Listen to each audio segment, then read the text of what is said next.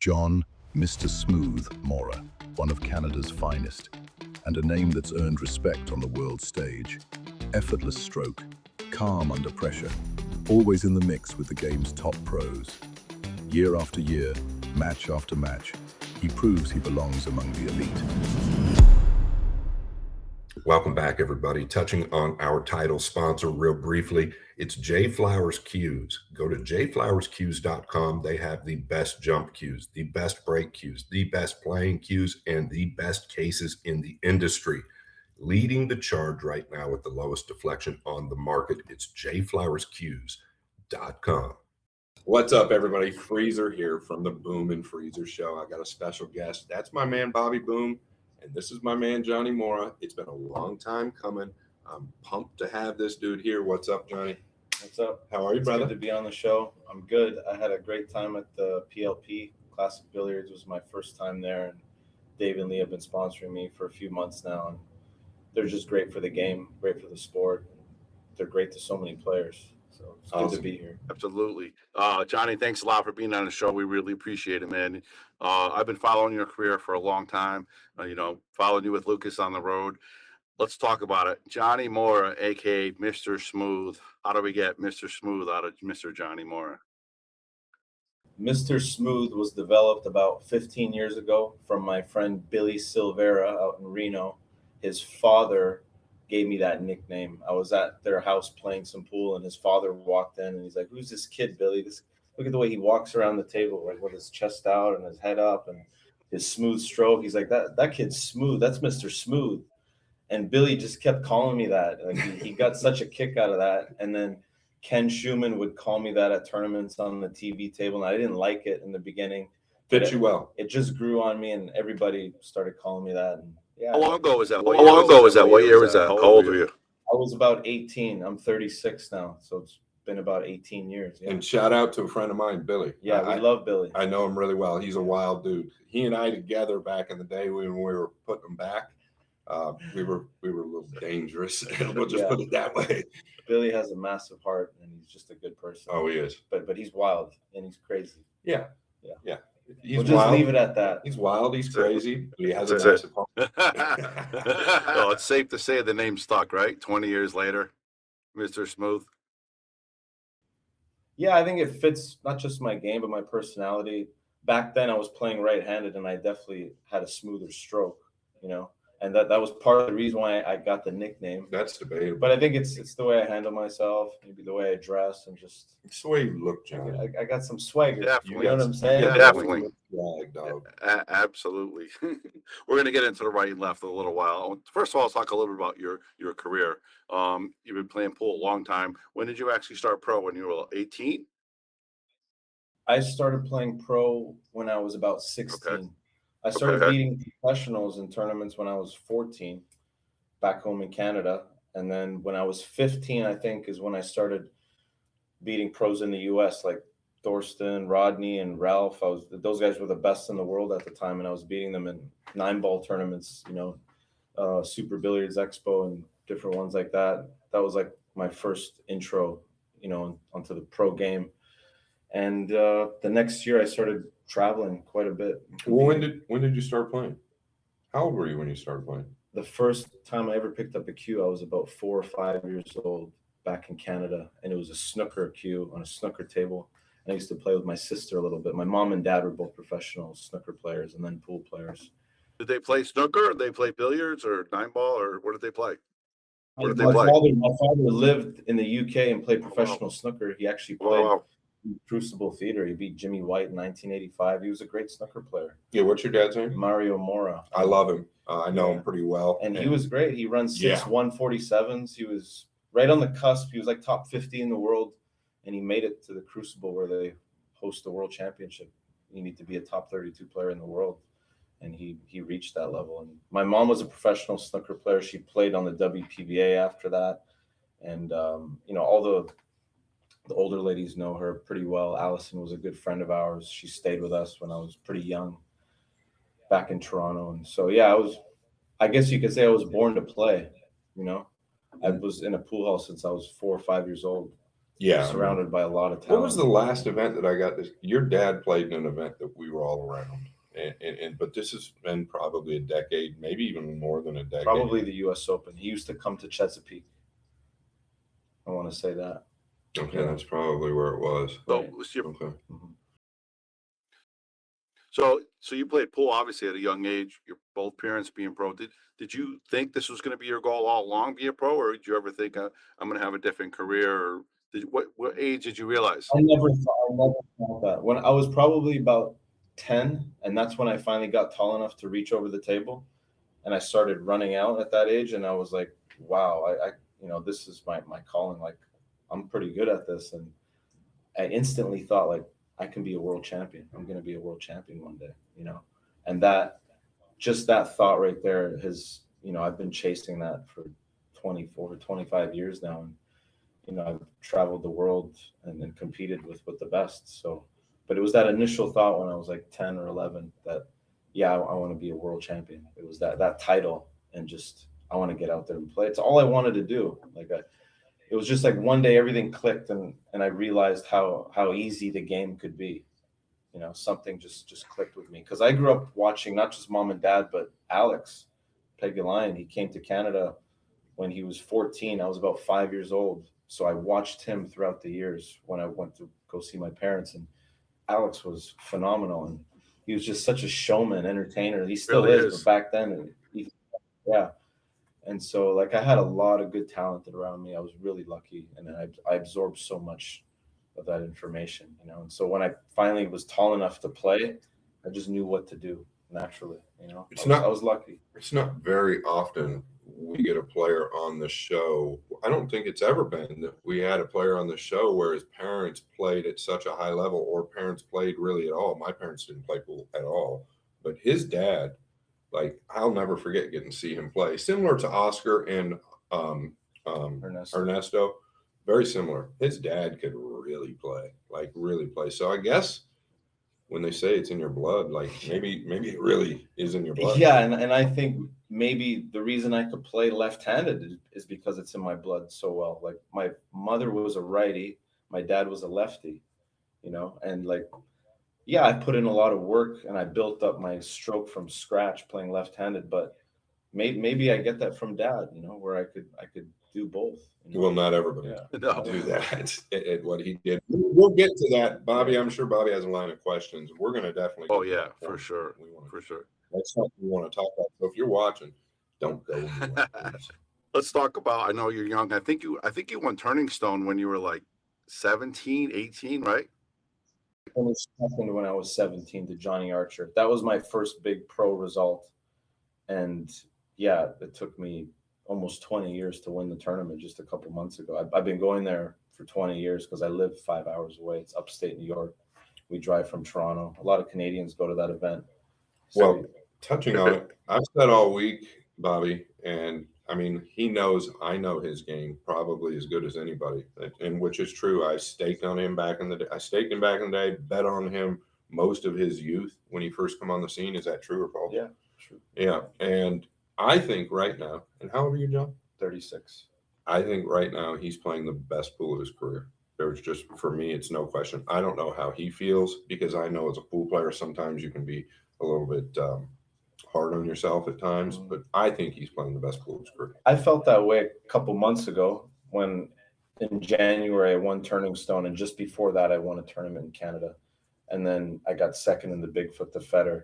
I think at the beginning of the year, from the start of the year to the middle of the Derby, I lost my first match to Federer and in the Bigfoot, but up until that point I think I won like 33 matches in a row, and I never counted my matches, but I was on such a long streak. I kept track.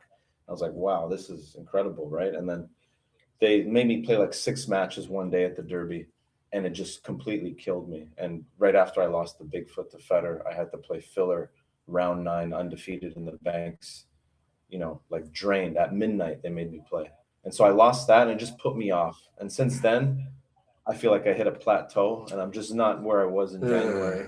I understand that. Yeah. But that's in your mind, though. Yeah. My job from the outside looking in is I really watch you play. I'm serious. Like that's my job. That's what we do. Jeremy, Carl and I, and my job is to watch you play. And when you were at the PLP this week, even though the results weren't what you wanted to be, you're looking at it different than somebody maybe from the outside. Maybe that's why people have coaches nowadays, especially a lot of these young, great players.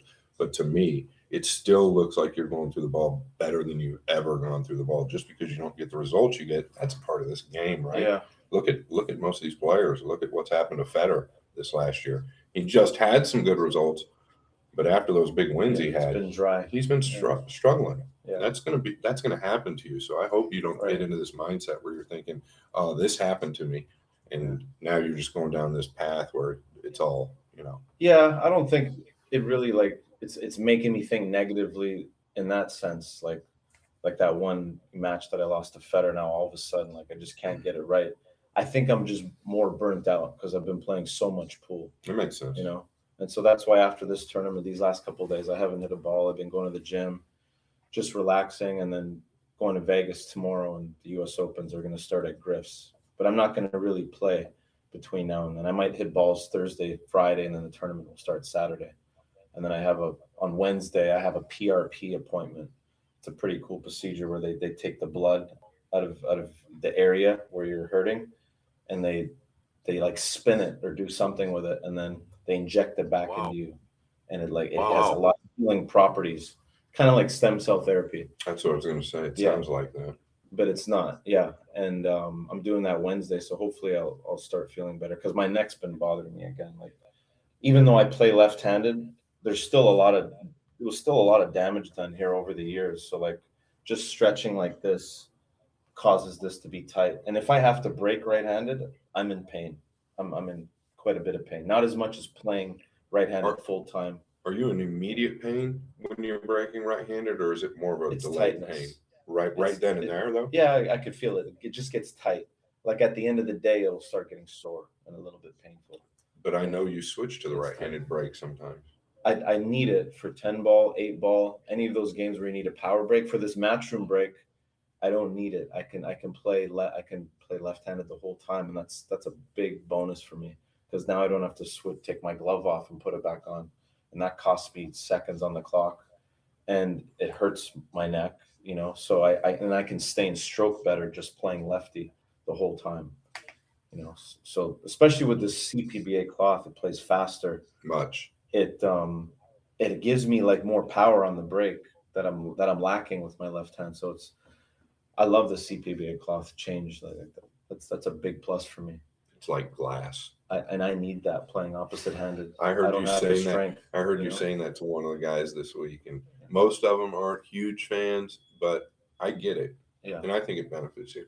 Yeah, I was in Texas the week before the Texas Open. They always put their cloth on a month or two before the event. So by the time we play the event, the cloth is slow and it's humid, and I felt helpless there. I did not play well. And then I came here and I was doing everything with the cue ball. This break is brought to you by our sponsors. I don't think I'm alone when I say that I love an inspirational story, and I'm about to give you one. Manuel Gonzalez Jr. was in the military, ended up going to the Vietnam War, and was tragically injured. Ended up losing his right arm and his right leg, underwent multiple surgeries. When he got out, most people didn't think he would walk, let alone do anything else. And not only did he walk, boy, he walked, but became one of the best pool players in the Denver area where he's from. And when people would come up to him and say, Manuel, sir, how do you do it? He would look directly at them and say, I control the rock. And I think it's pretty awesome. His son, Manuel Gonzalez III, is carrying the torch. He's letting everybody know his father's story, which is fascinating. Go to controltherock.com and check it out. There is a quick video on Manuel's story. You can see this book here and order it if you'd like. There's a jersey just like this and multiple others, which I absolutely love. It's controltherock.com. Manuel Gonzalez Jr. doing big things, carrying the story forward. And I, for myself, absolutely love it. Thank you guys so much. Go to controltherock.com. I want to talk about my man, Andy Gow. He's been with the Boom and Freezer show since day one. day one. He's also a friend of mine, and he's also a huge supporter to the world of pool. Andy Gow has been with us and also any other platform you can think of, following, sharing, like, share, and subscribe. That's his motto. So, Andy Gow, I just want to say thanks for being a supporter and a sponsor of the Boom and Freezer Show. You're the man. Here's somebody and another business that I want to talk about. It's PNW Pool Thing on Facebook. Stands for Pacific Northwest Pool Thing Stream. And it's Jesse Johnson. Jesse Johnson used to live here in Phoenix, and he's built all types of trophies. He's in the lighting business as well. But his love and his passion is pool. It's PNW Pool Thing Stream. Now, something else, I was just touching on lighting. You see that J Flowers sign right there? I'd say it's 2 foot by 5 foot, maybe by 4 foot. Listen, I shopped all over the globe online looking for an LED sign or some type of neon sign. LED's the way to go nowadays. This sign is dimmable. I ended up giving him a call, and in no time, this sign was done, but the price is what shocked me. Okay. I'm not making it up. You have to message PNW Pool Thing on Facebook or Instagram, PNW Pool Thing on Facebook or Instagram. His name is Jesse, and tell him the freezer sent you. Not to mention, go to PNW Pool Thing and check out their stream. It's PNW Pool Thing Stream. They're streaming your greatest content every single day. They're known as the best streamers up in the Northwest. PNW, as I said, stands for Pacific Northwest. They're simply known to stream in one of the best venues I've seen. If you go on there, you're going to be hooked. You're going to see the venue, the lighting around the table, the backdrops, everything is to the nines. PNW Pool Thing on Facebook. Thank you, Jesse Johnson, for the support, and keep doing what you're doing. Let's talk about NM Billiards. That's NM as Nick Marina Billiards. He has an office in Berlin. It's his home. He also does a lot of cool things. He has a garage where he stores pool tables as well. If you need any kind of table work in the East Coast, give him a call. He can refurbish your table. He can buy your table. He can sell your table. And he can also refelt it. So if you need any work done, check out. The link is in our bio. It's NM Billiards. It's Nick Marino. An awesome dude. He'll take care of you or whatever you need as far as table work, whether it's refurbishing the table, bringing it back to life and getting it refelted, getting it reclothed, whatever you need. Check out Nick Marino Billiards. I have to mention my friends here in North Phoenix. It's Metro Sports Bar and Grill.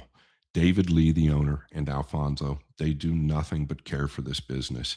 It's got your favorite sporting events. The minute you walk in the front door and look to the left, there is a wall of TVs, has to be upwards of 50 flat screen TVs. They've got the food you want. They've got every sporting event you're looking for.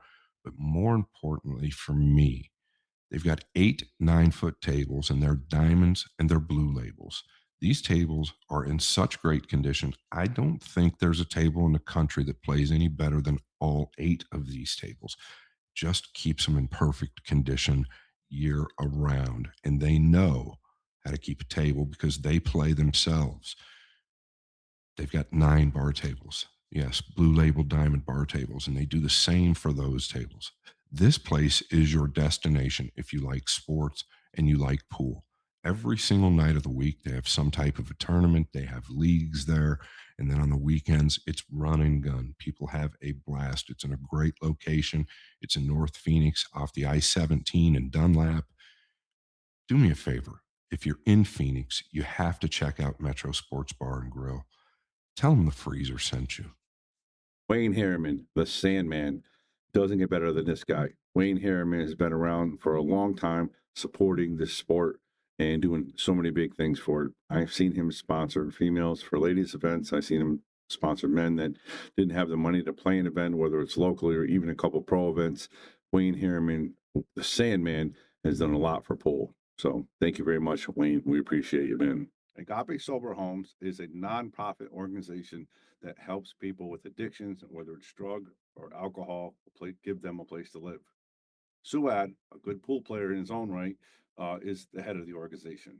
And you can check out the link in the bio. It's Agape Sober Homes. And again, what they are doing is they're providing homes and places to live for people that are in need, whether it's drugs or alcohol. I know everybody can talk about somebody in their family, if not themselves, that struggled with it. So many people have struggled with it in my lifetime. I've lost friends through addiction. My dad was an alcoholic. I can talk about him now. He passed away, but I remember going to Al-Anon meetings. So the addiction is real. Everybody knows about it. And what Suad is doing is fantastic. So check it out. It's Agape Sober Homes.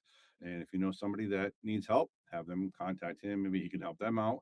Or if you want to volunteer, it's a nonprofit organization that helps people with addictions. Suad, great job. Agape Sober Homes. Check them out in the bio. Now, back to the show. I want to talk a little bit about, you're talking about Turning Stone and then Derby, because the Shark Stream where I was on, we were following you because we had access to Turning Stone. We watched all your matches, and I'm saying what Scott said. I saw you playing top of your level. I saw incredible play. Then we were able to actually do some of you in Derby, and we thought it was unfair. Like, you had to go play that 10-ball match against Fedor, and then right away play Filler. And this, I think it was at 10:30 at night, right? Yeah. 11 o'clock at night. Midnight. It I was covered midnight. that match as well, Yeah. and I knew you were heated before you ever got to it. We thought it was Yeah, going to postpone until tomorrow or the next day. Balls. I mean, I could see Filler banking balls for like an hour, waiting for me. I'm coming off a 10-foot match, and Finals match, I was right? tired. Finals match. Yeah, and you barely lost in that match. I barely lost. didn't get to see it, but I was keeping up with the I score. could have ran out Hill. It was tricky position, tough run out, but I could have made it Hill, and I would have been Yep. breaking. So it was close, and he had a big lead the whole Did way. you miss an easy ball or what? No, it was really tough to get position from the 4 to the 6, and I came short, and I had to play a combo on the 6-10, a really fine cut into the side. With distance or something. Yeah, a weird it angle. was just tricky. It was weird I was, angle. I'm not gonna lie. I might have just twitched it and dogged it a little bit. You know, it happens when the pressure's on. Of course. Yeah. But I agree with Scott. Like I said, I think you're playing magnificent. I can't wait to see what this year is going to bring for you. I do want to ask that big question. You already talked a little bit about righty lefty, right? You said you got a little bit of pain to your left. You know, there's a lot of rumors out there about you, right? About lefty, righty, why you switched, how you switched. You know, Right. like people are, oh, he got into a car accident. Oh, he's in pain. Most of it was in the pool world. Yeah, the pool world. Like why he switched from righty to lefty, right? There's a lot of rumors about you, why you switched from lefty to righty. Yeah. You know, do you know all the rumors? You hear some of them? Yeah, some people think I got in an accident, car accident, or they just don't know. Yeah. And the real reason is because I'm so left eye dominant now. And Scott will remember back when I was a kid, my cue was in the middle of my chin. Well, you were actually even crossed I was right in the middle Yeah. of my chin. to get there. And I was perfect when I was right there. There was no pain. And slowly over the years, I became more left eye dominant. And then as it got more left, I had to put this arm underneath my left eye. So I'm squeezing this trap, and it just killed me over the years. Like the pain all up in here, going to my head. It's tight right now, you know, from playing in this PLP, you know, 10 matches in 2 days and not even playing with my right hand. So I was in so much pain that I had to quit playing pool. It was just too much, you know, and there's nothing I could do. You can't switch your eye dominance. People say you could train your other eye. No Yeah, chance. you can train it a little bit, but I'm never going to get my cue from here. No, back that's to a- here. No, you can't go from there. And the only way for me to not feel pain is if my cue's here, you know. There's other players like Albin Ocean that's over here too, but he's always been that way. Wu Cha-Ching's always been that way. So their body's like adapted to it. They're used to Well, it. a lot has to do. So I'm going to touch on it because I teach a lot. And Jeremy and I talk about it. But he started center and ended up becoming cross-bodied, right? And when you become cross-bodied, now you're tweaking your back, right? Which will start to mess with this. The most important thing, though, when he's talking about Albin and Wu Cha-Ching, is I'm pretty sure not that his back foot was in the wrong place, but his back foot was in the right place when it was here. But when he started to come here, he didn't adjust his back foot. And this is why it's really important when we're teaching. I'm talking about Jeremy and I. I mean, Jeremy's big on it. I'm very big on it now. I carry tape around with me. And the back foot is the most important thing because it has to be in the shot line. The front foot, no big deal. But this is how players develop injuries, pinch nerves, and things like this. And when he's trying to make that adjustment, I'm not saying he made a mistake or it's his fault, but it's very hard to change your stance, switch hands, all this other crap, you know. So I think that's probably what caused it. I couldn't believe how cross-bodied you got over time. Yeah. Yeah, and it sucked because like in the middle of my chin, I was extremely talented. And then as my cue got underneath my left eye, I think I started to decrease. I started to decline in skill. Even though I was winning and doing well, like the pain was causing me a lot of, like mental as well. It was hurting my mental, hurting my confidence. I was always like in a, pissed off mood, or just wasn't, you're never happy when you're in pain. And my level just declined over the years. I could as it imagine became- what that would do to you mentally, Oh, right? yeah. But when he says, Bobby, and I'm just saying, because I was close to him, him and I've been close a long time, very close. We've never had a problem. We've been very good friends a long time. He just said he had so much talent when he was here and when he was righty. I understand where he is, and I know that he's thinking like he could have been this much better. I don't know if he realizes how great he is as a lefty. That's the problem, right? Like I think from watching from the outside in, I think his talent is equal. I mean, you can't achieve. I know you haven't won a world championship, but you can't achieve much more than what you've achieved, bro, with what you're doing. So your talent to me doesn't look much different than when you were a right-handed player. Yeah. I know that your mind is I'm happy with where I'm at, but there's so much unfinished business, like tournaments I thought I should have won right-handed, like I feel like I'm underachieved as a right-handed player. And yeah, I'm doing great left-handed, but I miss playing with my strong hand. Like I'm not coordinated with my left hand. You're right-handed. You're right-handed, right? I'm not ambidextrous. Right. Yeah, I'm right-handed on everything I do. And the amount of power that I have in my right hand versus my left is huge, the comparison. Coordination, power, and like I know I can never go back to it, but I miss it, And I went back to it actually last year. I played for 2 months right-handed. Remember, we interviewed at the International. We talked about it. Everybody's like, "Is he playing right-handed? What's going on?" I got to Final 8 of the Super Billiards Expo, and I just tried it for a couple months because I started my contract with Lucasi, and all they had were wood shafts, and I cannot play with a wood shaft as a lefty. I don't have the power. I need a carbon fiber as a lefty. So I was playing bad with these wood shafts. And so I switched to my right hand so I could have the power. And that killed me for 2 months. Like the pain just all came back the way it used to be. So the pain wasn't sudden. That's what I was trying to kind of get at. Sometimes is it sudden? Is it right then and there? Or is it delayed? It's more delayed though. It's delayed. It's like real strong. If I practice for an hour, the first 10, 20 minutes, I won't feel nothing. Yeah. And then it'll start getting tight. Then it'll get painful. Miserable. And so I couldn't take it anymore. I had to go back to my left. And then Lucasi came out with a carbon fiber. They're going to release it soon.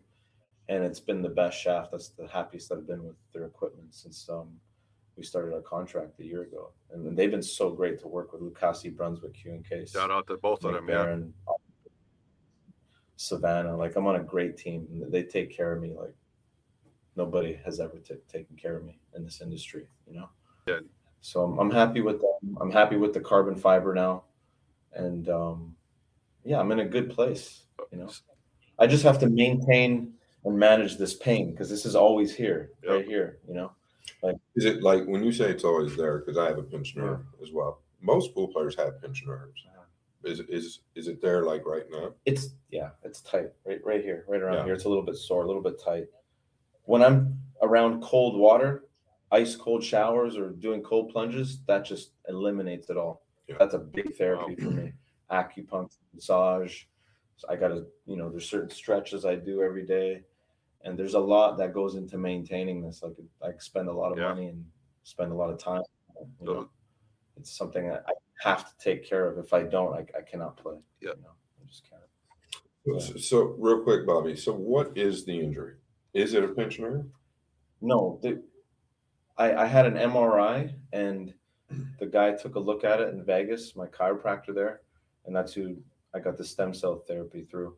He took a look at it, and what happened is from all the years of playing, there's tissue in between your vertebrae, and between the C5 and C6 vertebrae, the tissue is wearing down. And that's what's causing me a lot of pain. And like, if it wears down completely, it becomes herniated. That's a problem, you know, and it's a herniated disc. So I got the stem cell therapy. And for the first few months, I felt better than I ever felt. It was amazing. But I play so much pool that I'm wearing that tissue down again, you know?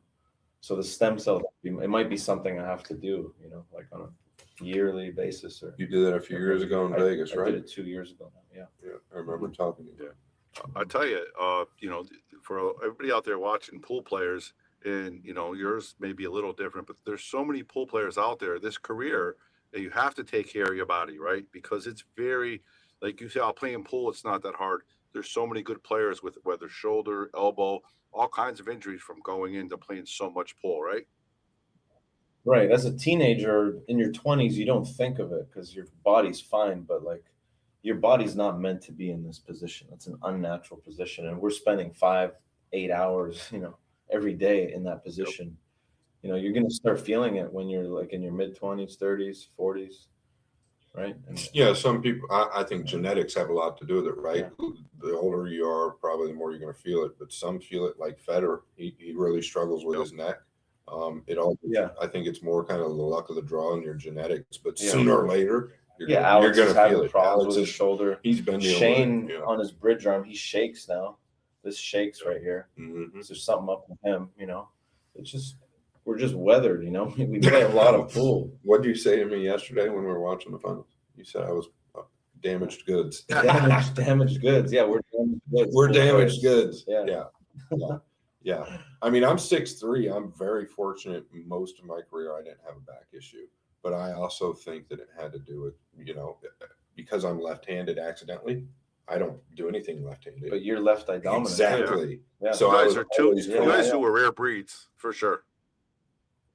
Yeah, but I was always luckily correct. When I started playing, I thought we were playing right-handed accidentally, and after 20 minutes, I couldn't go back. Yeah. So I was. You do everything right-handed. I can't spell my name left-handed. I can't even write my first crazy. initial left-handed. That's crazy. Yeah, but that is. But that's two rare birds. But this is kind of my point, though. This is why I truly am a firm believer, and that's why I don't ever give up and why I work so hard. I'm a firm believer that you can do anything you want. I swear I'll look you straight in the camera if you put your mind to it. Yeah. I truly believe it. I don't fucking care if you're left-handed, right-handed, Yeah. or 40-handed. Look at what he's done. I mean, I'm telling you, you know, it's unbelievable. It was the saddest day of my life when I had to quit pool. I was dating a girl at the time back in Toronto, and I made the decision to quit. And I went into my room and I cried like I never cried before, because I felt it was all my fault with the addiction, the booze, and I felt like, you know, doing that from such a young age, maybe that was bad for my vision, and I blame myself. I don't know if that was true, but you take all the blame when you live that way, right? And I went in my room and I'm crying, like I'm like scream crying, and she comes in there and she's like, "What?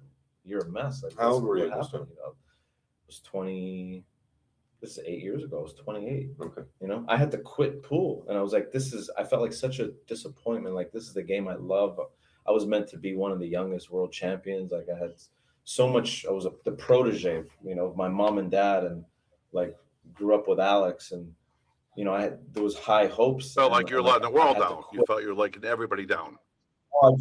I felt like the biggest piece of, you know. For sure. How did you quit? Did you quit?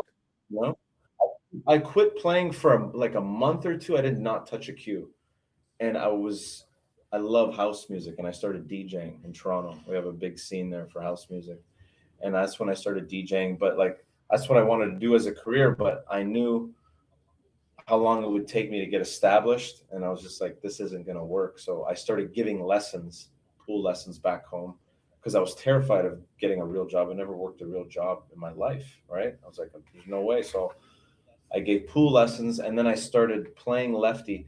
Like probably a year or two before I quit playing right-handed. It was in the back of my mind, like, I'm probably going to have to play left-handed, and I can do it. Like, this was an idea, but it was so deep down buried. Like, I didn't want to have to face it, because was that idea in your mind prior to you even a couple Yeah, a couple years before I quit. Oh, really? Yeah, I was like, this is something I might have to do. I'm in too much pain, and I can play lefty because I started practicing lefty when I was about 17, and I got pretty good at I it. remember Yeah. this. I remember this. You were in Q Masters in Virginia Yeah. Beach, and you started practicing left-handed, and nobody knew why you were doing it. Yeah. I remember that. Yeah, so I got good at it over the years, and then when I started feeling that pain, I was like, I'm gonna have to quit pool and start playing lefty. But it took me a couple years to actually quit, and so I was giving lessons, and I started gambling with guys at home in Toronto that would never play me with my right hand. They tried me lefty, and I started beating all those guys for cash, and then I just started playing every single day. And 5 months later, I won a pro event in Canada. I beat Mika in the final. Mika beat me in the year Hill when I was a righty. The following year, I beat him in the final as a lefty Hill. It was so cool. It was crazy too. Because Rest the in last peace to me. RIP, yeah, the last 4 matches I beat like Shane, Corey, Billy Thorpe, and then Mika. And yeah, I just went with it. After I that, just you said ran I'm with it. comfortable and I'm sticking to it. I accelerated at it quick, and I was like, this is cool. I was learning the game all over again, not in pain. And like I knew how I needed to hit the ball, but I couldn't do it. So it was such a challenge. It was so enjoying, like to be back at that low level. I felt like a kid again. How long did it take you to even develop any type of power with this arm? Not too long. What's not Like too long? I don't know. It's hard to go back and look now. I mean, I won the tournament pretty 5 months strong. after I switched, so I probably had the power a month or two in. Okay, because I was that's what playing figured. every day, like religiously. Because that's what. And just- Obviously, it was really the timing. It wasn't really the power, right? You had to get your timing down. yeah, timing and just develop a stroke. And the best way to develop the stroke was what I do on the line, that line drill I always do. And it just developed my stroke out of nothing. Like it just showed me where my stroke was going offline, and I developed a feel. And that's really what developed my stroke better than anything is that line drill that everybody sees me doing on the rail. Again, RIP to. Yeah. That was a Yeah. unfortunate loss, big loss in the pool community. But after that big win, at that point, you said did you feel rejuvenated? Like, okay, I'm going to start all over again. I'm going to do this. Yeah, it was great, but it's crazy because like they say, I've heard some guys say like Denzel Washington and other people, they're like, whenever you're at your very highest, that's when the devil comes for you the most, right? Yep. And it's funny because the night before I played the final with Mika, I go to 12-step meetings and for recovery and He was just at one. Yeah, for addiction and alcoholism, Today. right? And I was 3.5 years clean and sober at the time when I won this tournament, but I had not gone to a meeting for like 1.5 years, which is not good. I was just doing it on my own. I was living in Texas at the time. Things weren't going well in my relationship, but I was back in Canada for that tournament. And the day before I beat Mika in the final, I was with my friend at dinner, and he was having an old fashioned. I was like, I never had that drink, right? And we were eating steak, and I was like, I'm gonna have a glass of wine though. Like, what's one glass of wine? I haven't had a drink in 3.5 years or substance, anything. Like, let me just have a glass of wine, right? And that's just what happens. Like when recovering alcoholics or addicts don't go to meetings, like they believe that lie or that they in their head that they can drink safely, right? And I just convinced myself that I could drink safely, and I had that one glass of wine. That's all I had. The next day I won the tournament. I had another glass of wine after I won the tournament. I smoked a cigarette. And then next week I'm in Texas back at home where I was living at the time, and I'm completely off the rails. Like just, going on mad benders. I mean, that's where things got quickly right after my win. Yep. Well, that old fashioned that his friend had was the trigger. Yeah. Right. Yeah, that was the trigger. Really was. Yeah, we're going to talk a little about addiction. I mean, everybody, has somebody with addiction. My sister's been clean for 35 years, and she still goes to meetings to this day. She still goes. I call her, what are you doing? I'm at a meeting. So I totally get it. You know what I mean? I was addicted. Yep. Yeah. He knows. Yep. I had some problems. Me and Johnny were on a mission together for quite a while. Yeah, I mean, it's just so common in the pool world, Like I think it's everywhere, though, John. I really do. I think it's everywhere, but definitely in the pool world. Every industry has it. Well, every industry. it's all around us. Yeah, I go into a meeting and I see people from every walk of life. Yep. You know, in there, from the lawyers, doctors, athletes to the homeless, whatever. Well, you know? I'm going to give a quick shout out to one of our sponsors, AKP Sober Homes. What they do for people like that need it, they give homes out for the people who can't afford it, that are struggling and going through addictions. So shout out to AKP Sober Homes. Suad, great pool player, and he's involved. So shout out to him. Great job. But like you said, everybody, lawyers, people are homeless, right? All kinds of things you see. And so you got clean 2 times, or you have a couple other issues? When I was dating that girl that I mentioned back in Toronto, I started going to meetings probably when I was about 24. I had just come back from the Philippines. I was living there like 8 months out of the 2.5 years. I was going back there quite a bit, and my drinking got really crazy in the Philippines. But it was always crazy. But I became like a daily drinker there, and I came back to Canada, and I was so desperate just to change. Like I just felt horrible, miserable. My friend gave me this book called Jesus Calling or something, and I'm not like a big Jesus person, but I was so desperate. I read this book, It's not desperate. and I was like, God help me, right? And it's funny because when the student's ready, the teacher appears, you know, and I just had to ask for help, and he put that girl in my path, and her and I fed off each other's addictions.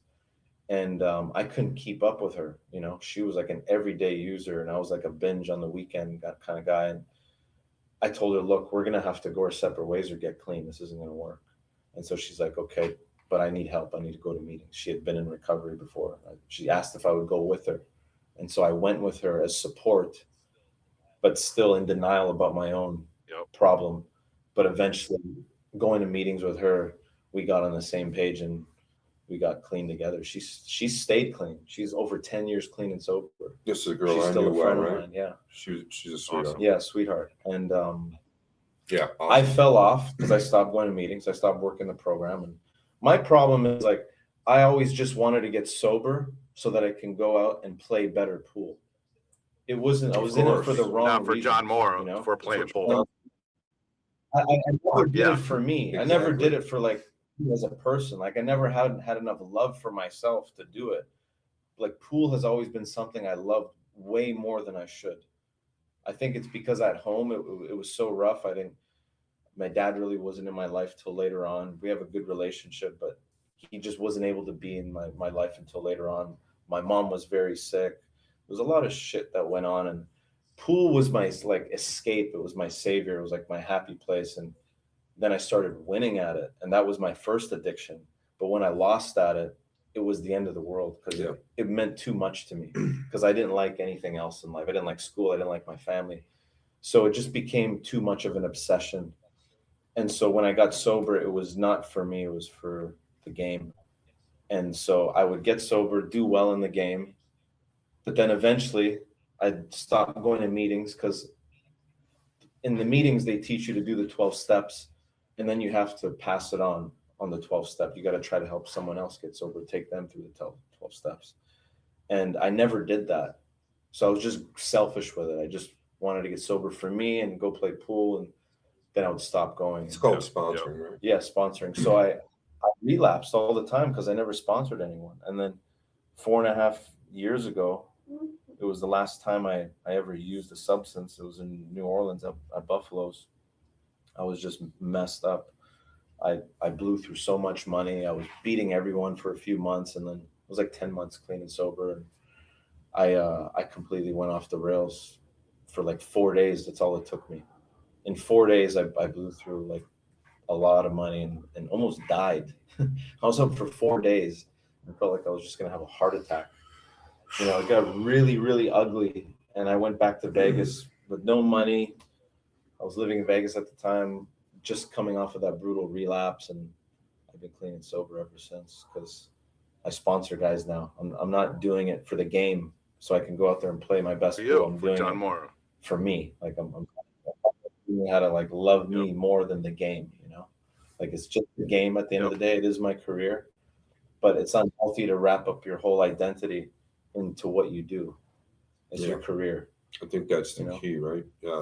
Even in like pool will teach you that first. The biggest enemy when you're a professional pool player is yourself, right? Absolutely. Always. Yeah. But if you're not a professional pool player, just going through your daily lives, we're all our own worst enemies. We don't have to be good at pool. It could be anything else. Mhm. And if that's the case, we're always self-destructing before anything else. Yeah. And that's not just pool, right? That's anything people do. So it's really good to be aware of that. Good work. Ron. Yeah. Great thank job. you. Congrats. Appreciate That's it. awesome. Yeah. All right, I want to ask, Thank Scott, you. Yeah. go ahead. Go ahead. No, I was just gonna to touch on that a little bit more. I was just gonna say, like, I couldn't live sober. I didn't know how to do that, you know. And looking back on it now, it's like I can't believe That like, you did it. I made it through all that darkness because Yeah. it was that Yeah. bad, you know. Yep. It That was your like, truth. this thing That was your still- truth, right? That's what you were living. People don't know that. People see me like addicts and alcoholics. They live a double life, right? Like they see me at the pool tournaments. You're never gonna see me using. You might see me drinking like way back in the day, but I show up and I'm professional. I try to be, and I don't look like the things I do behind closed doors, you know. But I I was just living a double life, and it was so unhealthy. I know Same Scott here. can, I know Scott can live to 2010. that, right? Can contest to that. Well, I never did drugs my whole career, and I always made sure if I partied, it was never around pool because that was business first. But in 2010, I took a pain pill playing a money match, and Mhm. that was history. The rest was history. It was like a year later, I was laying in the bathroom in a one-bedroom apartment in the fetal position, trying to go cold turkey. Yeah, And I was like 35 days in, and my poor girlfriend's looking at me throwing up blood Yeah. and everything. I finally got help. And thank God I did, you know, and Yeah. since then, my whole life's changed. Yep. Now, Yeah. did you take it? Don't get me wrong. I'll still drink every now and then, but I Right. haven't, you know, I don't ever drink Right. really. I never drink actually. yeah. Anyway, go So ahead. when you took that pain pill, was it just to try it to keep up, or were you in some kind of pain? I was in a long money match. I'm not going to say a very famous player that everybody knows. I was in a long money match, a world champion player, and we had been playing like 20 some hours. And somebody that was with me, that was a very smart person, but somebody that was with me gave me a 5 milligram Percocet. And then this was back in 2010. And the problem was then is the literature wasn't out there, right? There was no literature out there saying, hey, if you take this, you're probably going to want another one because you're going to feel good. And by the way, once you start taking those, you 10 a can't get day. off of Yeah, them. 10 a day. Yep. Right. The information just wasn't out there yet at all, like it should have been. Yeah. And you know, before I knew it, when I took that 5 milligram Percocet, I thought I was Superman. I started playing better, and I felt really good, which was weird. Mm-hmm. And the next thing you know, the next day, that was the only pill I took, but the next day I started looking for them. I'm like, fuck, I want another one of those, right? Yeah, you want that ease and comfort. you Yeah. know? Yeah. And literally before I knew it, I was taking about 20 a day. Wow. So Yeah, it gets ugly quick. So, Yeah. John, when you were playing, when you were, it's okay to talk about it, right? When you were using, talk about it. Okay. Yeah. Yeah. Okay. So when you're younger and you're playing and you're, you know, partying, drinking, doing whatever, you still play pretty good pool. Were you playing big money matches at that point when you're drinking it, or? A little bit. Yeah, like I really didn't start doing drugs until I was like 24, 25, and that lasted up until 5 years ago almost now. Yep. So it was like I had like a 5-year stint where I was Doing doing a lot the of bad drugs, things. But Yep. before that I was always a partier, like drinker, just a drinker, But I never did it while I was playing. Maybe in the last year of my addiction, I was taking Adderall while I was playing. what was your drug, John? I loved cocaine. I loved MDMA. I loved the party drugs. Yeah. I loved Adderall, uppers. I liked uppers. I Uppers. wasn't a downer person, because I'm already like a reserved kind of person, right? Like I want to be up. I want speed, And yeah, those were the things I chased for years, and I'm glad I did that because it made me realize how much of an addict I am. I wasn't in denial about it anymore. Like as a drinker, I think drinking's got to be the worst Oh. one because it's so socially acceptable. I drank like everyone else. There's no problem Right. with me, right?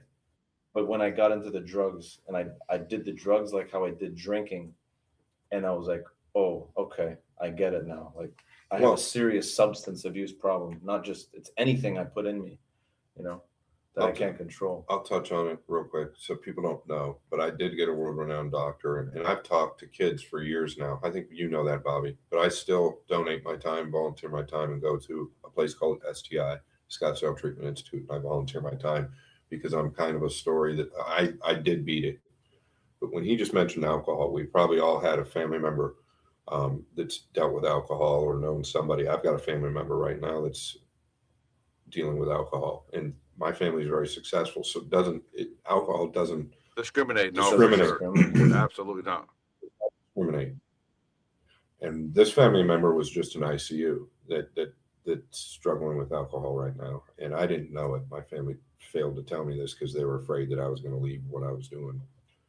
Alcohol is the worst drug on the planet, bar none, period. And it's also the hardest drug to come off of. It's the only drug in the world. I know this because I know quite a bit about it. I research it. I work with a lot of kids. It's the only drug in the world that you can die from when you come off Right. of it. If you go off Yep. cold turkey. It's the only drug in the world that you can die from. Yeah. And, a lot of people, because it's legal, a lot of people make excuses for alcohol. And Right. there's just nothing good that comes out of it. Yeah. Nothing. Absolutely. I don't miss the price I had to pay. If I could still do it and not pay the price, I'd still be doing it because I love to party, Yeah, of course. And it was so much. I've had a lot of fun. Don't get me wrong. It wasn't all bad, but most of it got ugly. I just can't do it safely. You know what I mean? I can't. If I have one's too many. 1,000 is never enough. I just get triggered. And life is good today. Sometimes it's a little boring, but I'll take that boring, paying my bills, being ahead, Yep. saving money, than drinking, drugging, blowing tens, 20,000s in the Thousands, casinos. you're saying. You know what I mean?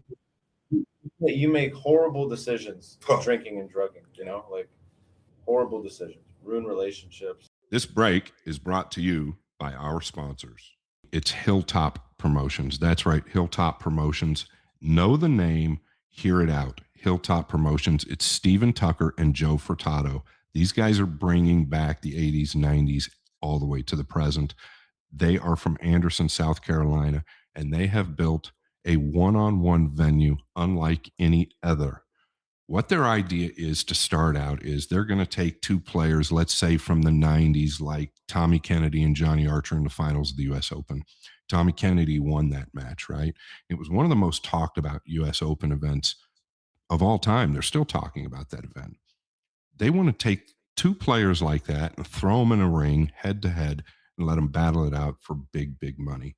And I think that this format is absolutely insane. Guaranteed 10,000 for first place, and the winner continues forward. Okay, and that's where it's really key. Second place, or if you don't win, you're guaranteed 5,000. All expenses paid. These guys are for real, no joke. It's going to happen. They've already got the venue done, and it is incredible. It's Hilltop Promotions, Steven Tucker and Joe Furtado. They're looking to bring back the 90s, okay?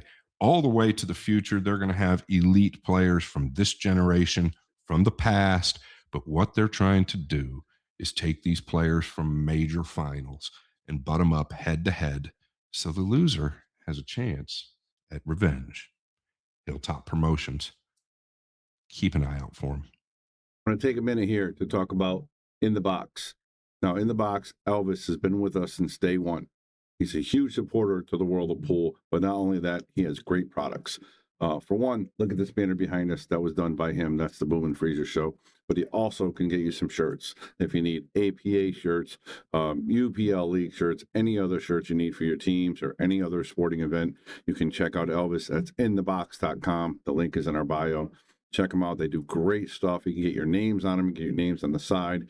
He also personalizes a lot of shirts and stuff like that. So if you want If you have something special you want on it, let him know. He can make it look amazing. So check it out. That's inthebox.com. The link is in the bio. And Elvis, tell him the Boom and Freezer sent you. You might even get a discount. Going to talk about a pool room that really needs no introduction, but this pool room is talked about all over the country, if not all over the globe. I don't know anybody that's sponsoring and representing more players than these people, but it's David and Leah Bartosiak. This room is in South Florida. This room is called Classics.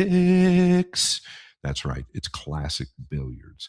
I'll tell you what, they've got 9,300 square feet and it's plush with diamond tables, bar tables, 9-footers. But one key feature that I'm personally in love with is a technologically advanced arena, and it's called the Aramith Arena. He's holding major events there, the PLP with Matchroom, one-on-ones. He had the Spanish Open with the 3-on-3s. He's doing it all. But this venue and this arena is second to none and dear to my heart because he's got an actual commentary platform and booth with windows that you can sit up there and work from. And me, personally, to call the games, I love it. Classic Billiards in South Florida, 9,300 square feet, full of the best tables on the planet, and the environment is second to none. Dave is not the church type going guy. He's the type of guy to let it rip. He likes to yell, likes to scream, likes to have fun. The vibe in this business is something I've never experienced before. And that's the vibe that he's trying to create all over the world. And I think he can do it. Dave is a leader. I love him like a brother. It's Classic Billiards in South Florida. And one last thing, don't forget the chicken wings. The honey barbecue chicken wings are truly the best chicken wings I've ever had in my life. And Shane Van Boning can confirm that. Classic Billiards in South Florida. We absolutely love you. Thank you so much. Tommy's Tattoo Supply is probably one of the largest tattoo supplies companies in the world. And you can check out the link. It's on our bio. That's Tommy's Supplies, Tommy's Tattoo Supplies. This guy's everything you need from tattoos, from ink to tattoo guns, to any other products you need for tattoos. He's got this great color ink as well. You got to check it out. That's Tommy's Supplies. I'm telling you, he's an awesome dude. But not only that, he's very smart. And he's got a great company. And if you have anything to do with tattoos, whether you're a tattoo company or just an artist, you got to check out his website and check him out. I promise you won't be dissatisfied. He'll take care of you, whatever you need. That's Tommy Supplies. Check out the link. We appreciate it, Tommy. Thank you very much. Now, back to the show. Canada, American, we're kind of the same, right? But you guys, professional pros, have addictive personality. You guys have to be careful what you do. Everything you're doing. I know that by working with Scott, doing the show, everything's got to be perfect. He's such a, you know what I mean? So all these pool players like yourself, when you get to that level, you have to be really careful with the addiction. The thing I want to ask you guys, Connecticut, USA players seem to have more of a problem than the overseas players. Do you think there's a difference in culture? Why do you think the difference is? We don't see it as much in the younger superstars overseas, but then it's a different time now too, though. But you know what I'm saying? Talking about the abuse. Yeah, the abuse of drug and alcohol and the Canadian Americans. I just think there's so much of it in America. Yep. Really, like the pharmaceutical companies, and there's just so much of it out there. Like it's not regulated. There's so much money being made by big companies, like to get pharmaceutical drugs out there and illegal drugs. Like so much of it. Like America's the biggest consumer of everything in the world. Yeah. So like this is where it all wants. This is where the money is, right? And this is where all the money's made, right? And so all the drugs are here, unfortunately.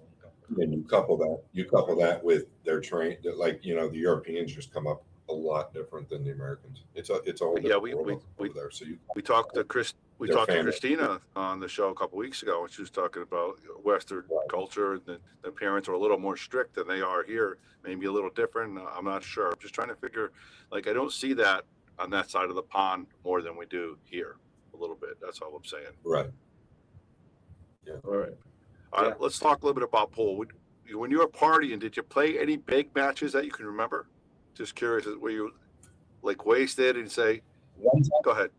One time I played Danny Smith, and we both had like 7 or 8,000 in our pocket. We were playing 1,000 a game, one pocket, and we played for 48 hours. I was eating Adderall for 48 hours, and he would With be him? Were you guys eating it together? I don't want to. You know what I mean? Who are you playing? Yeah, I mean you could think about, right. Danny's clean now, right? But Yeah, he is clean. yeah, but him and I battled for 48 hours, and he was on his last barrel, then I was on my last barrel. He was on his last barrel, then I was for 48 hours, and the tournament was going on at Buffalo's, and people were coming in and out, changing clothes like 2 different times. Scott's reliving And it we're too. still in the same. I remember this, Yeah. though. I remember. And I beat him finally after 2 days, and so I win the 7 or 8,000 or whatever, and I crash and go to sleep. I wake up the next day, he wakes up, and we play again. But this time I'm like, there's no way I'm getting back on the Adderall. Like that was just Too much. insane. And he beat me for all the money in 3 hours after Wow. a 48-hour session. You know, I was so burnt out. He just drilled me. You know, that was one time. I didn't do it very many times. The time that was crazy though, and this was the last time I ever used any substance. I could never play pool and use speed. I'm too wound up as it is. The last time I ever did abuse any substance, 4.5 years now, I've been clean and sober. I was playing Jeremy Jones at Buffalo's. I was giving him 9-8. I was right there for that one too. I had about You had him 70K. buried. I had about 70K a month before. I was beating everyone. Tony gave me 9-7. I beat him. Colo gave me 10-7. I beat him. Everywhere I went, I was winning. It was like 9 months clean and sober. I was just killing it, right? But I stopped going to meetings. And I win the warm-up tournament before, the 1 ball, 1 pocket for 5K. So now I'm free rolling in the big one, buy half myself in the Calcutta. And I go to bed at the Marriott there where everyone stays. And like this was like divine intervention. I'm telling you. I go to sleep. My room was the only one that got affected. I get the worst case of bed bugs you've ever seen in your life.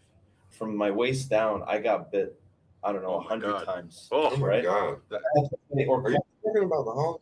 no, the Marriott, right Did we all across from stay there? Buffalo's. We usually all The stay nice there. one? Yeah, Spring Hills Marriott Oh, yeah. or whatever. Oh my God. Yeah, so I get bed bugs. I get an Airbnb. I wake up. So I don't stay there. I wake up like an hour into that sleep, and I can't get back to bed. And I got to play Dennis at noon. Now, I haven't gone to meetings. I'm smoking cigarettes again. Like the old behaviors are returning, you know. And I convinced myself, I said, well, I can win this tournament. I'm playing great. It won't be a relapse if I just take a little Adderall to stay awake. I'm playing Dennis at noon, and I got to play all day. That was the first substance I put in my body after 10 months. And right after I ate the first one, I ate them for 4 days straight, and I never slept. I'll never forget Yeah. that match you guys played. I never slept, and I lost the Dennis first round, but then I won all my matches on the one loss side with no sleep, not eating, just eating Adderall. And I played Dennis right before the money round to get 11,000 or nothing, and he beats me again. And finally, I go to sleep for 2 hours. I slept 2 hours in 4 days. It was the best sleep I had. I wake up, I start eating the Adderalls again, and I have like 30K in my pocket now. I lost a big set, like for 40, like a couple weeks before. And I gave Jeremy 9-8, raced 7, win by 2. I'll repeat that again. He gave Jeremy Jones 9-8, playing Yeah. 1 pocket. Go Yeah, ahead. I gave him 9-8, playing 1 pocket. I'm betting 20 of my own cash. I got like 30 to my name. And we're playing race to 7, win by 2. I'm up 4-1, playing great. I lose a game where I need 1 and he needs like 4. You were up more than that. This is for me to go up 5-1. No, I was up What were 4-1. you racing to? Racing the 7, win by 2. There was 8, win by 2. I'm supposed to go up 5-1. I needed 1, he needed 4. I lose that game somehow, so now it's 4-2. And all of a sudden, still up 4-2, I felt the most pressure I've ever felt in my life playing pool. Still being up 4-2. It was the combination of like not sleeping for 5 Yeah. days. Like I guess I was going through psychosis. And the drugs I had- too, for sure. Yeah, So I had that's psychosis. I had a panic attack Yeah. in the match, and my chest started seizing up really tight. I felt like I was gonna have a heart attack, and everyone was watching, but they didn't know like I was going through this. And I'm like, I'm literally gonna fall over and die, and they're gonna have to carry me out, or like something bad's gonna happen. and I had one little piece of Adderall left in my By the way, pocket. it's not the first time it's happened in that place. No. I'm just saying. Yeah. That last year, I can't remember which way. Go ahead. Right. So I had one little piece of Adderall left in my pocket here. And I said, if I take this, I could die. There's a good chance I'll die. And I'm not taking that risk. So I threw it out, but I got so tired. Like I needed that to stay awake playing that one pocket. But I couldn't do it. I couldn't, I thought I was going to die if I took it. So I threw it out, and lo and behold, it came back and beat me in the match. But I didn't die. Yeah. But I lost 20 kilos.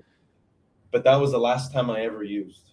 I threw that 4.5 years ago. Yeah, June 3rd, 2021. I was there for that whole I match. threw that little pill out, and that was the last time I ever touched the substance. By the grace of God. I think it was. I went back to Vegas with like 10,000 cash. I blew that because I just had 70. So what's 10? You're on. I just ripped through that. So now I'm broke again. I go back to meetings. This guy sees me at a meeting, who's my friend there, and he sees that I relapsed. He's been sober like 30 something years. Crazy guy. And but he took a liking to me. But he didn't treat me right at that meeting because of my relapse. He was real hard on me about that. We got in a little argument, and he comes running after me in the parking lot, and he grabs me. I shake him off, and I punched him in the mouth. This is the first time I've hit somebody like since high school, right? That was the worst 2 weeks of my life. I lost my sobriety, lost 70,000, fought someone at an AA meeting in the parking lot. That you, yeah. And then, anyway, it was just a nightmare, but that's what happens when I pick up. That's what happens when anybody picks I up. destroy everything around me. Yeah.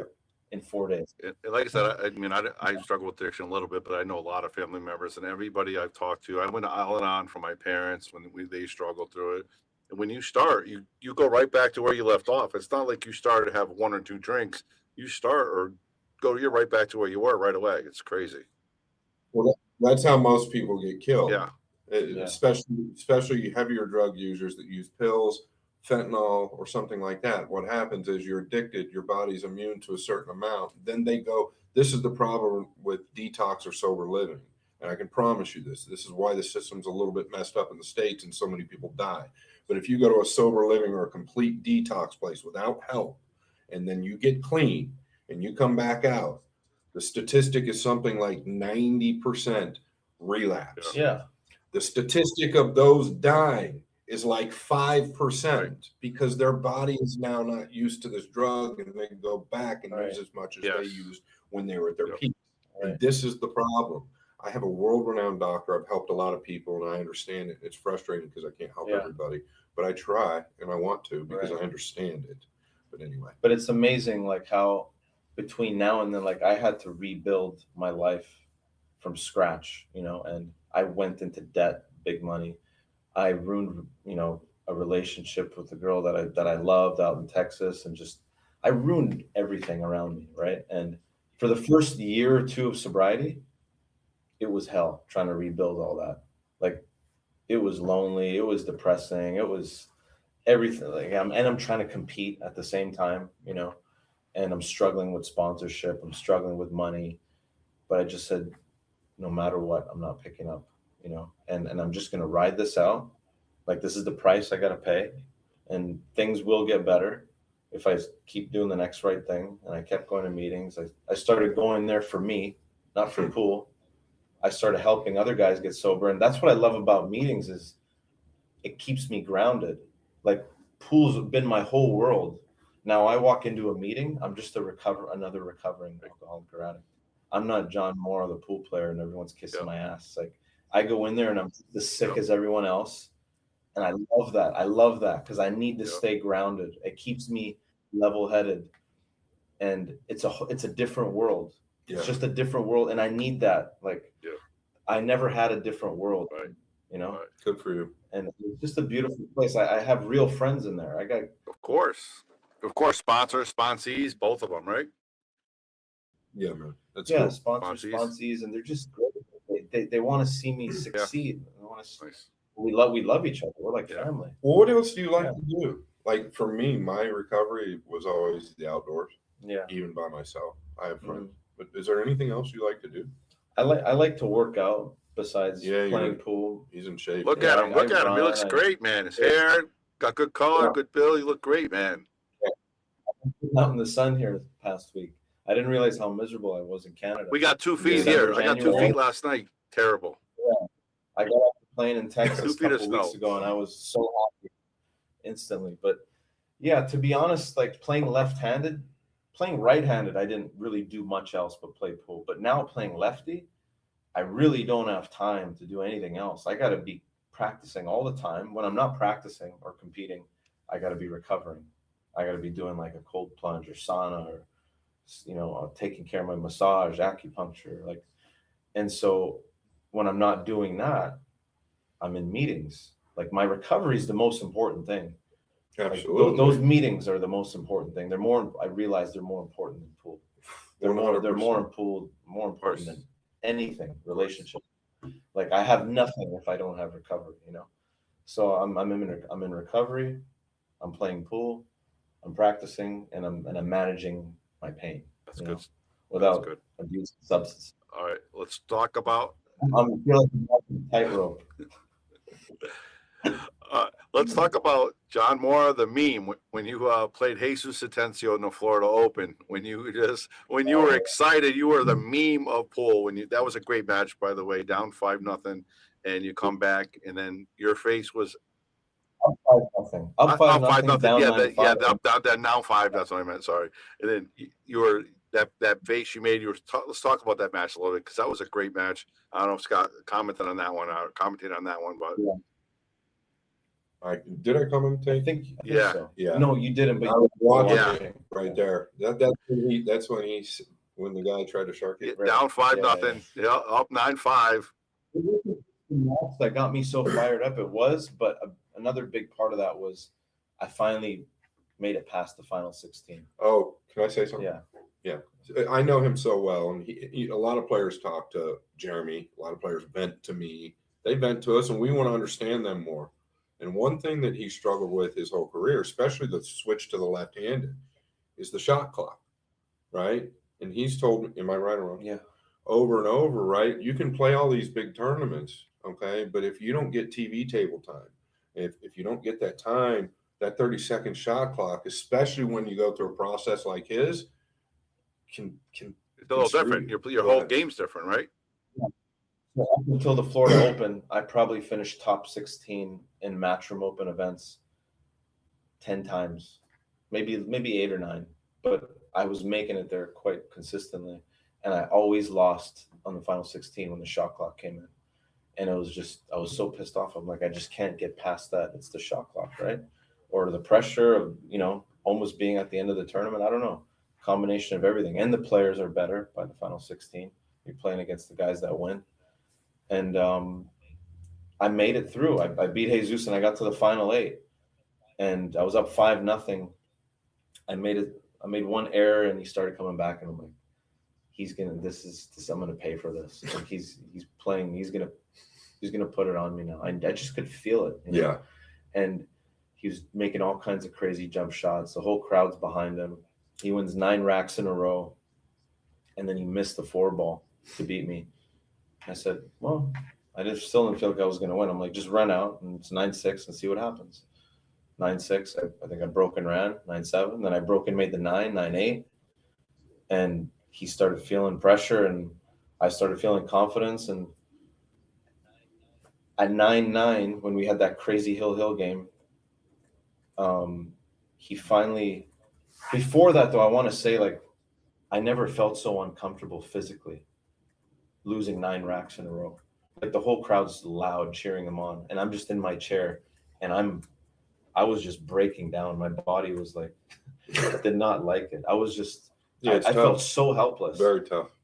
I was like shaking, and then we get to Hill, and I was shaking during that run out, and best feeling ever, though, yeah, right? I was so zoned in, like I wasn't gonna get sharked there, but the guy tried to shark me, and it was nice to look back. What did you tell him? I said, nice try, nice try. I didn't know who it was, but it was someone. I looked at the whole crowd and whatever. Yeah, you blamed them all. Yeah, and Ryan Bell was like the one guy cheering for me in the crowd.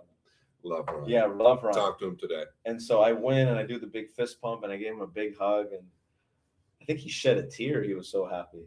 Yeah, I think we all It, did. it was awesome. It was a good moment, you know. I felt like Yeah, you felt no, good. I felt like that was like almost me winning the tournament. I finally got past the final 16, and I think now when I had to play Shane, I was like, oh, I'm good. Like I just went through that. I got nothing left in me, and he beat me easy. You know, It's draining. Do you have a practice table that you play on?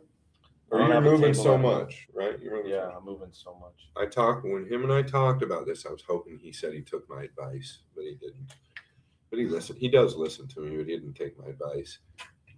My advice is this for anybody that doesn't play with a shot clock, and if you have the ability to have a table at your house, or you're lucky enough, and you're taking it seriously, is get a damn shot clock and work with it and train with it. And if you can get a shot clock and train with it, and I think that that's important. I told him he can even just time himself with his watch or whatever he's doing and just get used to the time, because these guys, when I say these guys that are used to playing on those tables so much, and I'll just use Federer Gorst.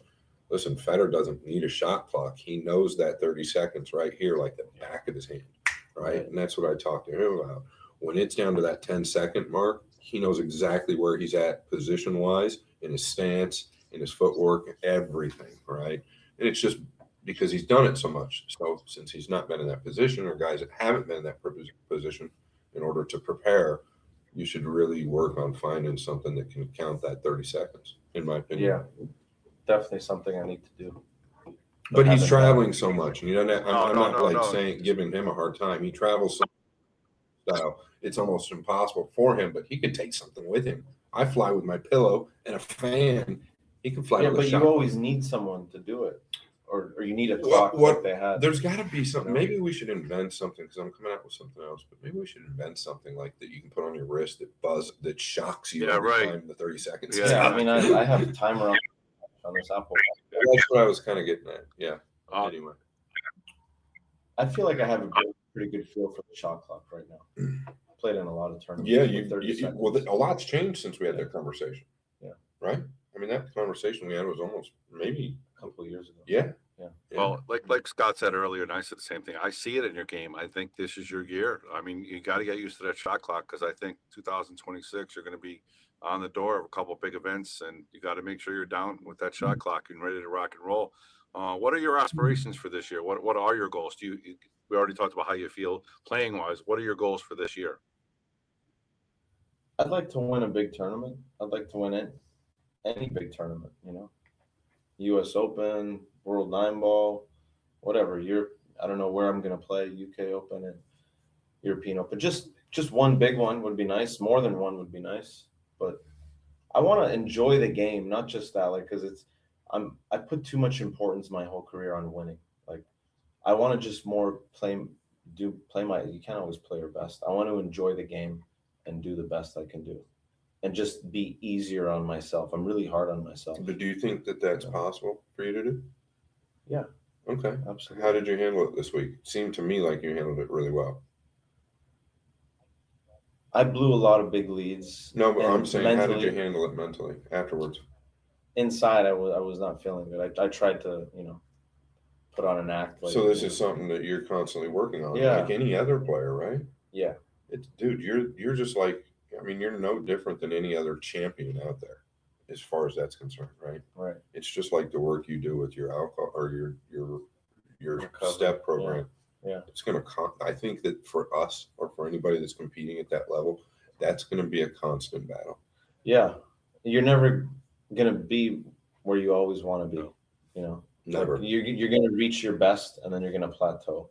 Then you got to work your way back up. And it's just, sometimes it's your turn, and sometimes it's the other player's turn, right? Like, we can't win them all, right? And I'm happy to just be able to compete with these guys and win sometimes lefty, and I'm actually able to win tournaments, and trust me, I still in the back of my mind, like, it's tough. It's very tough. And I don't think people know how hard it actually is. Like, they can imagine it, but it's probably way harder than you think. What part of it is? I don't have the power or the coordination, so I lack the confidence sometimes, and I can miss shots that a lot of other pros aren't missing. Like it's easier for me to miss, especially on the smaller 4-inch pockets under the pressure. You know, Absolutely. when I'm feeling my best, you know, I can beat anyone and I can win.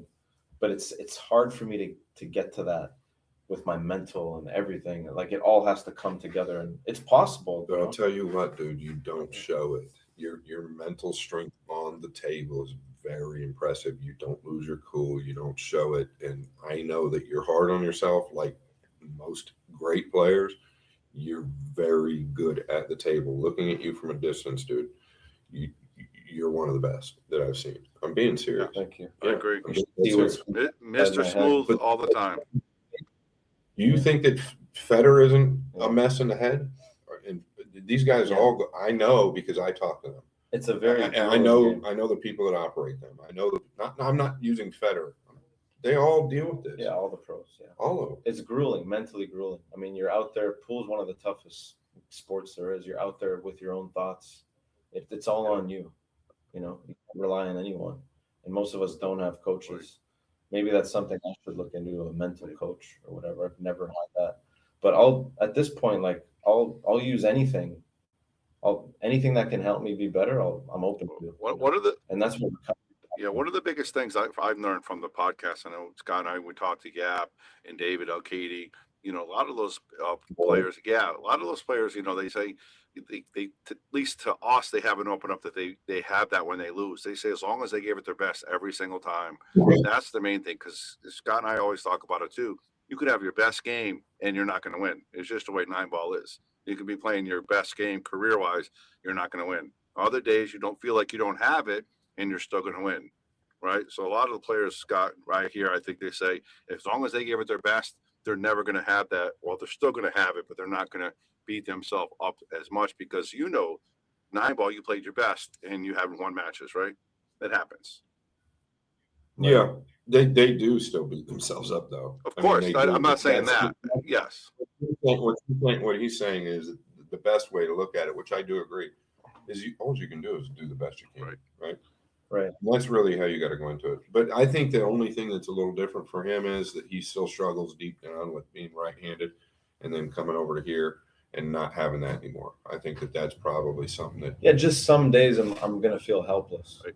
you know, Some days I feel like I can't compete, you know, and then other days I'm right where I need to But be. do you ever win when you feel like you can't compete? Do you ever What's win that? when you feel like you can't compete? Sometimes you still play good enough to win. Rarely, but when my bad game is Yep. there with my left hand, it's hard. Like I really don't win against these guys because it needs to be my bad game with my left hand can be pretty Yeah. bad. You know. well, I mean, you look at all the elite Yeah. players and they're not winning against these guys. So Yeah. he's beating these guys. It's just so tough to win nowadays. It's ridiculous. But I can promise you that there's nobody out there that's looking to draw John Morra in a tournament match. I know this for a fact. So Well, I'll take that. Great. I It's true. agree. And like I said, like Scott said too, Mr. Smooth, you don't look like you're showing at all when you feel like you don't feel like you're feeling it. When you're walking around the table, you look fantastic. You seem like you're playing good. And I don't remember seeing him. I've been watching, like you're not dogging it. You're not giving it away. You may lose by a rack or two here and there, but also you beat, Jesus in that Hill match. So it goes both ways. Right. What was your best win? Was it that match, top 16? Best, my best win was the Derby Banks. Yep. Beating Shane. Okay. When that was my first major Yeah. win. I was 22 at the time, and I was just grinding for so many years trying to win a major event. I was beating all these Yep. guys, but couldn't win. And I finally broke through and won that. That was my most memorable win. And then maybe the Super Billiards Expo, and then Turning Stone. Cool. he's a world-class bank pool player too, by the way. Like he plays all the Everything. games. One pocket, right? And yes. he I plays. love all the games. I love banks in one pocket. I wish we could play more one pocket because it's also the game where I don't need power. I can tic tac. You can move a little bit. Sure. Yeah, Tick right. 'em for around. sure. With my left hand. Nip and tuck. Nip and tuck. That's what I was That's looking my for. move. Nip and tuck. Yeah, like I don't need the power in that game, so I'm in less pain when I play one pocket because I'm just bunting balls around, you know. But it's also a great game. Oh, it's an excellent game. Yeah. It's Yeah. just it's so in depth. cool. There's It's so much cool. to it, right? Yeah, like there's so many different facets to the game. Like snooker, there's a lot of different Yeah, facets. they're very similar. There's moving, there's all kinds. There's the near the black, near the pink, the colors, putting the colors on the rail when you're ahead in points, like putting the balls up table in one pocket. 9-ball is so one-dimensional. It's a great game, but you don't have to really think if you're a pro. You know? Just count. If you can count, you'll be all right. Yeah. At least tonight. Yes. Yeah. All right, John, that's it. We're going to say thank you very much for joining us. We really appreciate you joining the show. Thank you. It was a pleasure. And we're looking forward to seeing you, what's going to bring 2026 for you. Thanks, All right. bro. All right, Johnny. Before we go, a big thank you to our sponsors who make this show possible: Jay Flowers, Classic Billiards, Tommy's Tattoo Supply, Nick Marino Billiards, Metro Sports Bar, Anytime Billiards, Control the Rock, Agape Sober Homes, Wayne Harriman, Andy Gow, In the Box, PNW Pool Thing, and Hilltop Promotions.